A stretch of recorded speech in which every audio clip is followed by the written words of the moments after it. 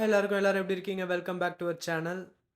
20 வருஷத்துக்கு முன்னாடி வேர்ல்டே back officer ஒர்க்கரா நெனச்ச ஒரு கண்ட்ரி, இப்போ அந்த கண்ட்ரி வேர்ல்டோட டாப் டெக்னாலஜி ஜெயிண்ட்ஸ அமெரிக்காவ, ஈரோப்ப, சைனாவ இங்கேருந்து கண்ட்ரோல் பண்ற ஒரு கமாண்ட் சென்டரா மாறுது. அந்த கண்ட்ரியோட பேரு இந்தியா. டிசம்பர் 2025 டெல்லி நைட் டைம்ல ஒரு ஃபிளாஷ் நியூஸ் வருது. அது வெறும் ஃபிளாஷ் நியூஸ் இல்ல, அது ஒரு எரா சேஞ்சிங் நியூஸ்னே சொல்லலாம்.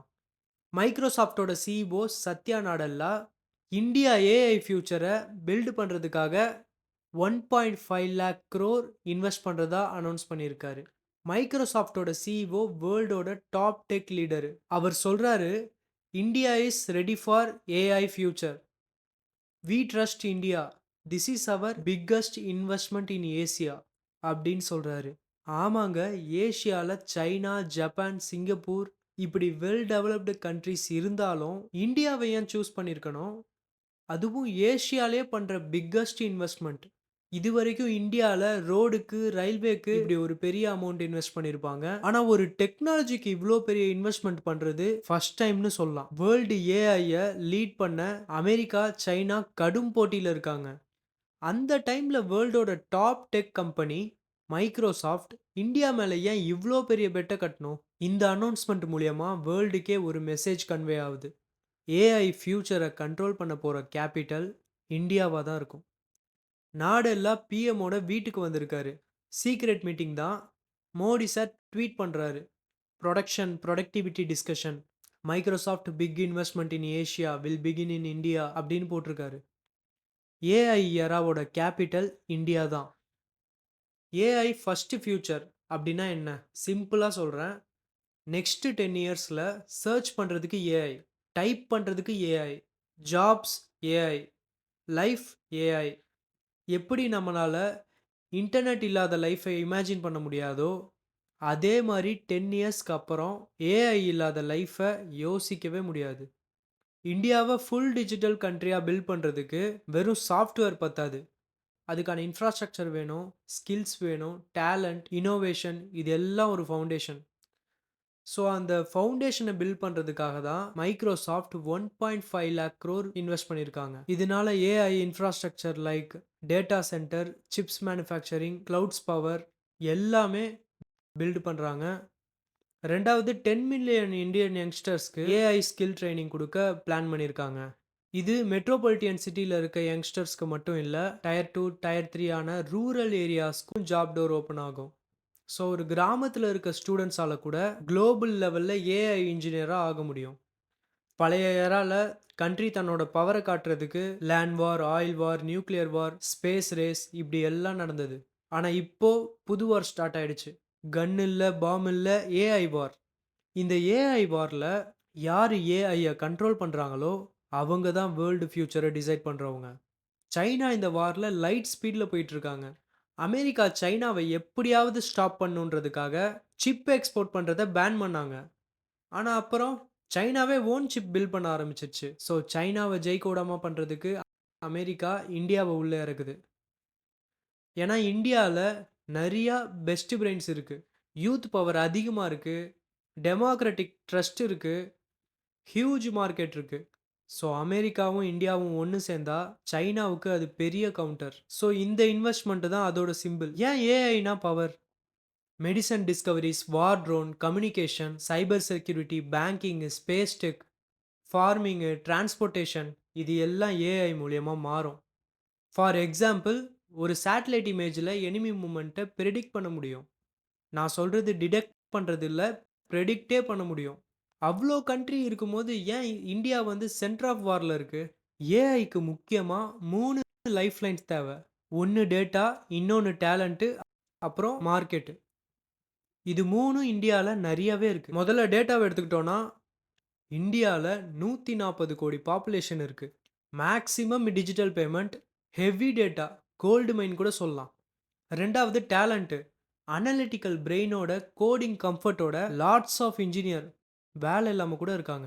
மூணாவது மார்க்கெட்டு, எப்பயுமே ஒரு டெக் அடாப்ட் பண்ணுறது பெரியவங்களோட யங்ஸ்டர்ஸ் ஈஸியாக பண்ணுவாங்க. இந்தியாவில் நிறைய யங்ஸ்டர்ஸ் இருக்காங்க. ஸோ ஃபியூச்சர் வாரியர்ஸ் அதிகமா இருக்காங்கன்னு அர்த்தம். ஸோ growth அன்ஸ்டாப்பபிளா இருக்கும். ஸோ இந்தியாவோட பார்ட்னர் பண்ணோம்னா ஏஐயோட சூப்பர் பவர் பொசிஷன் சேஃபா இருக்கும் அப்படின்றனால தான் சத்யா நாடெல்லா டெல்லிக்கு வந்தாரு. அப்புறம் இந்த இன்வெஸ்ட்மெண்ட்டோட மேஜர் பார்ட் எந்தெந்த சிட்டிலன்னு பார்ப்போம். பெங்களூர் அப்புறம் மும்பைல ஃபர்ஸ்ட் ஃபோக்கஸ். அப்போ சென்னை இருக்காதான்னு கேட்டிங்கன்னா, சென்னையில செமிகண்டக்டர் பிளஸ் மேனுஃபேக்சரிங் ஹப் ஆகிடும். அதுக்காக இன்டெலும் டாட்டாவும் ஒரு பெரிய டீல் போட்டிருக்காங்க. ஹைதராபாத்ல ஏஐ லேப்ஸ், பூனேல கிளவுட் டெவலப்மெண்ட். வெறும் ஹைதராபாத், பெங்களூர் மட்டும் இல்ல, இப்படி எல்லா இடத்துலயும் ஜாப்க்கான ரிக்வயர்மெண்ட் அதிகரிக்கும். 10 மில்லியன் ஸ்டூடெண்ட்ஸுக்கு ஏஐ ஸ்கில் ட்ரைனிங் கொடுக்குறாங்கன்னு சொன்னேன்ல. இது நார்மல் ஸ்கில் ட்ரைனிங் இல்ல. இது ஒரு சோல்ஜரை கிரியேட் பண்ற மாதிரி. டெக் சோல்ஜர்ஸ்னு கூட சொல்லலாம்.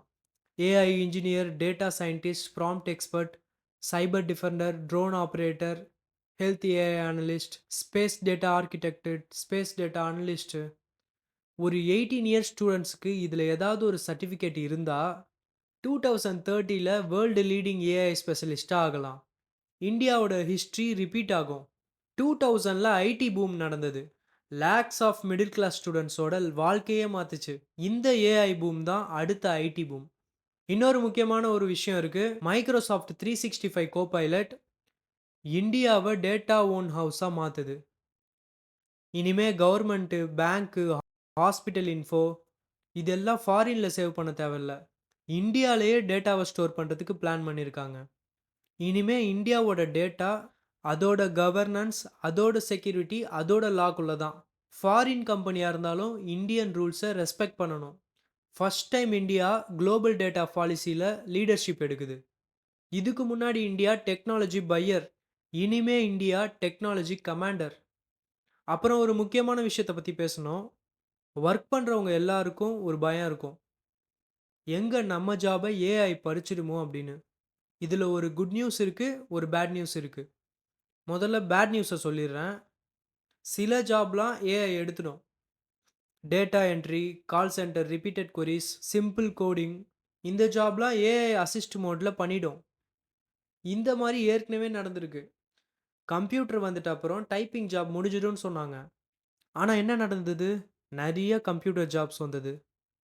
அதே மாதிரி இப்போ ஏஐ வந்த உடனே ஜாப்ஸ் அழிஞ்சிடும்னு சொல்ல முடியாது, டிரான்ஸ்ஃபார்ம் ஆகிடும்னு வேணால் சொல்லலாம். இப்போது என்ன குட் நியூஸ்ன்னு பார்ப்போம். ஏஐக்கு டிரைவர்ஸ் வேணும், கிரியேட்டர்ஸ் வேணும், கண்ட்ரோலர்ஸ் வேணும். எக்ஸாம்பிள், இப்போ ஒரு செல்ஃப் டிரைவிங் கார் இருக்குது, அதுக்கு டிரைவர் லீடு இருக்குது, ஆனால் அதை நியூ டைப் ஆஃப் டிரைவர்ஸ்ன்னு சொல்லலாம். உதாரணத்துக்கு AI prompt specialist, data model trainer, drone fleet operator, space image analyst, drone security AI controller, AI fashion designer, இப்படி சொல்லிக்கிட்டே போகலாம். இன்னும் பல ஜாப்ஸ் இருக்குது. இப்போ அந்த மாதிரி ஜாப் எக்ஸிஸ்ட் ஆகலை, ஆனால் 2030ல் லட்சக்கணக்கில் இருப்பாங்க. ஸோ இது இந்தியன் யூத்துக்கு பெரிய ஆப்பர்ச்சுனிட்டி. அப்போ ஏஐ பீப்புளை ரீப்ளேஸ் பண்ணிக்குமா அப்படின்னு கேட்டால் அப்படியும் இல்லை. நம்ம பார்க்குற டாஸ்க்கை வேணால் ரீப்ளேஸ் பண்ணிக்குமே தவிர, ஏஐயோட பிரெயினில் zero emotion, zero society understanding. ஆனால் ஹியூமனோட strength, empathy, leadership, creativity, judgment, communication, imagination, இந்த ஸ்கில்லாம் எந்த ஏஐ கிட்டேயும் வராது. ஸோ நம்ம அப்கிரேட் ஆனால் போதும், நம்ம ஜாப் ஃபியூச்சர் செக்யூராக இருக்கும். ஸோ என்னெல்லாம் தெரிஞ்சுக்கிட்டா நம்ம ஜாப் ஃபியூச்சர் நல்லா இருக்கும்னு பார்க்கலாம். Prompting skill, how to comment AI. Analytical skill, அதை வச்சு டேட்டாவை அண்டர்ஸ்டாண்ட் பண்ணிக்கணும். அப்புறம் கம்யூனிகேஷன், நம்ம எப்படி ரிசல்ட் வேணும்னு கேட்குற மாதிரி தான் ரிசல்ட் நமக்கு கிடைக்கும். அப்புறம் நம்மளோட டொமைன் என்னவோ அதோட நாலேஜ் கண்டிப்பாக வேணும். ஃபினான்ஸாக இருக்கட்டும், மெடிக்கலாக இருக்கட்டும், லாவாக இருக்கட்டும். முக்கியமாக க்ரியேட்டிவிட்டியும் லீடர்ஷிப்பும் இருக்கணும். அந்த லீடர்ஷிப்பை வச்சு தான் ஏஐயை மேனேஜ் பண்ண முடியும், பீப்புளை லீட் பண்ண முடியும். ஸோ நம்ம கண்ட்ரியோட ஸ்ட்ரென்த் என்னன்னா பாப்புலேஷன், அதான் நம்மளோட பவர். ஆனால் இதுவே மற்ற கண்ட்ரியோட சுச்சுவேஷன். யூஎஸில் யூத் பாப்புலேஷன் கம்மி, ஜப்பானில் ஏஜிங் அதிகமாக இருக்குது, யூரோப்பில் ஸ்டேபிளாக இருக்குது, ஏறவும் இல்லை இறங்கவும் இல்லை, சைனாவில் பாப்புலேஷன் ட்ராப் ஆகிக்கிட்டு இருக்கு. இந்தியாவில் இவ்வளோ பெரிய ஸ்ட்ரென்த் இருந்தாலும் அதை எக்ஸ்போர்ட் பண்ணிக்கிட்டு இருந்தாங்க. உலகத்திலேயே யங்ஸ்டர்ஸை எக்ஸ்போர்ட் பண்ணுற கண்ட்ரி இந்தியாவாக தான் இருக்கும். இனிமே எல்லா ஜாபும் இங்கே இம்போர்ட் ஆகும். இதெல்லாம் கேட்கும்போது அன்னைக்கு இருந்த தலைவர்கள், ஞானிகள், அப்துல் கலாம் ஐயாவோட கனவு, இப்போ நாடல்லாவோட தாட், எல்லாமே யங்ஸ்டர்ஸை எய்ம் பண்ணி தான் இருக்கு. ஸோ இந்த வீடியோல ஏஐ பத்தி பேசும்போது, இண்டஸ்ட்ரி, பாலிடிக்ஸ் எல்லாத்தையும் பேசிட்டோம். ஆனா இன்னும் முக்கியமான விஷயம் இருக்கு. ஆக்சுவலா இது எங்க இம்பாக்ட் பண்ண போது? நம்ம வீட்ல, நம்ம ஸ்கூல்ல, நம்ம ஆஃபீஸ்ல, நம்ம சினிமால, நம்ம பாக்கெட்ல, நம்ம ஐஸ்ல. ஸோ அத பத்தி பேசணும்னா இன்னும் 10 நிமிஷம் தேவைப்படும். ஸோ இந்த கன்டென்ட்க்கு எப்படி என்கேஜ்மென்ட் இருக்குன்னு பார்த்துட்டு, பார்ட் 2வ இதே கன்டென்ட்டோட கன்டின்யூ பண்றேன். ஸோ இந்த நியூஸ் இந்தியாவ லவ் பண்ற எல்லா இளைஞர்களுக்கும் ரொம்ப ஹாப்பினஸ் குடுக்கும்னு நெனைக்கிறேன். எனக்கும் இந்த கன்டென்ட் படிக்கும்போதும், பேசும்போதும் ஒரு சேஞ்சஸ் வரப்போதுன்ற சந்தோஷம் கிடைச்சது. அதனால தான் உங்களுக்கு ஷேர் பண்றேன். ஸோ நீங்களும் உங்களோட ஃப்ரெண்ட்ஸுக்கும், ஃபேமிலிக்கும் இந்த வீடியோவ ஷேர் பண்ணுங்க. தேங்க் யூ ஃபார் வாட்சிங் திஸ் வீடியோ. அடுத்த வீடியோல பார்க்கலாம். Take care. பாய்.